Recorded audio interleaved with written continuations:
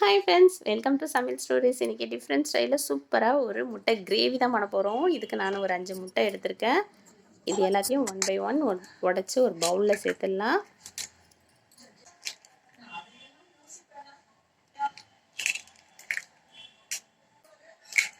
இப்போது இதில் டேஸ்ட்டுக்கு ஒரு ஸ்பூன் மிளகாத்தூள்,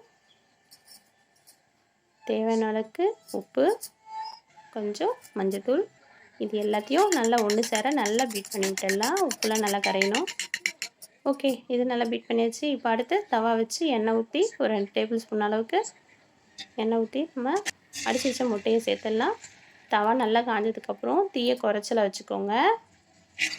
முட்டை இந்த மாதிரி நம்ம விலக்கி விட்டுட்டே இருந்தோம்னா எல்லா முட்டையுமே நல்லாவே பாயில்ட் ஆகிடும்.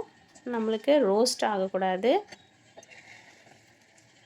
இந்த மாதிரி பண்ண எல்லாமே முட்டை எல்லாமே வெந்துடும். இது நல்லா பாயில்ட் ஆகிடுச்சு. ஓகே, இது இந்த மாதிரி கட் பண்ணி விட்டு ரெடி பண்ணிக்கலாம். ஓகே, இது ரெடி ஆகிடுச்சு. இது எல்லாத்தையும் ஒரு பவுலில் சேர்த்துடலாம். அடுத்து ஒரு ஜாரில் 2 நார்மல் சைஸ் தக்காளி கட் பண்ணி போட்டிருக்கேன். ஒரு 2 பச்சை மிளகா,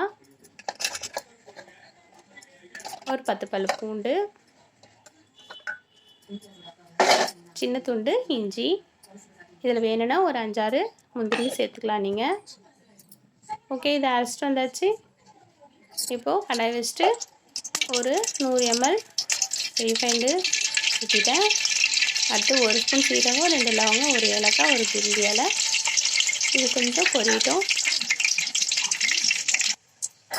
அடுத்து ஒரு நார்மல் சைஸ் 2 வெங்காயம் பொடிசாக நறுக்கி எடுத்துருக்கேன். கிரேவிக்கு அப்போ தான் நல்லாயிருக்கும். எவ்வளோ பொடிசாக நீங்கள் நறுக்க முடியுமோ அந்த மாதிரி பொடிசாக நறுக்கி எடுத்துக்கோங்க. இது எல்லாமே நல்லா வதங்கி வரட்டும். இது நல்லா வதங்கிடுச்சு. அடுத்து நம்ம அரைச்சி வச்ச கிரேவியை சேர்த்துடலாம். இப்போ இது நல்லா பச்சை வாடை போட்டோன்னு சொல்லிவிட்டு நல்லா வதக்கி விட்டுடலாம். ஓகே, ஒரு 2 நிமிஷம் தட்டு போட்டு மூடிக்கலாம்.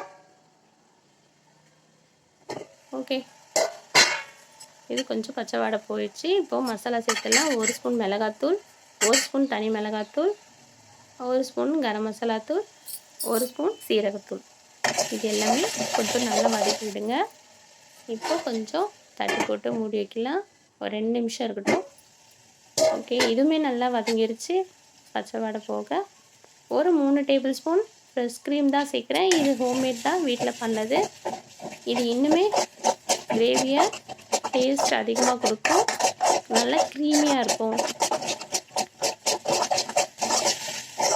இதுவும் நல்லா வதக்கி விட்டுடலாம்.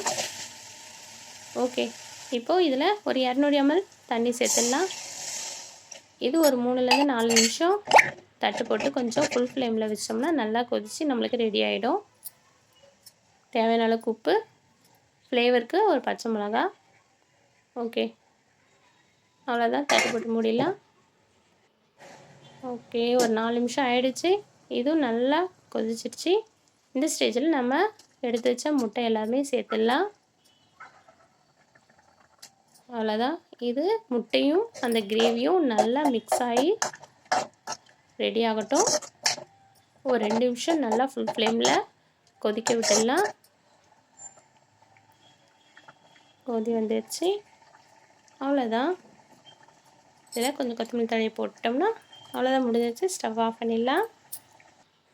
அருமையாக சூப்பராக ஒரு முட்டை கிரேவி ரெடி ஆகிடுச்சு ஃப்ரெண்ட்ஸ். இது இட்லிக்கும் தோசைக்கும் சரி, சப்பாத்திக்கும் சரி அட்டகாச காம்பினேஷன். நல்லா டேஸ்ட்டு சூப்பராக இருக்கும். கண்டிப்பாக ட்ரை பண்ணுங்கள். இந்த மாதிரி ஒரு தோசையோட ஒரு முட்டை கிரேவியை வச்சு சாப்பிடும்போது டேஸ்ட்டு சூப்பராக இருக்கும்.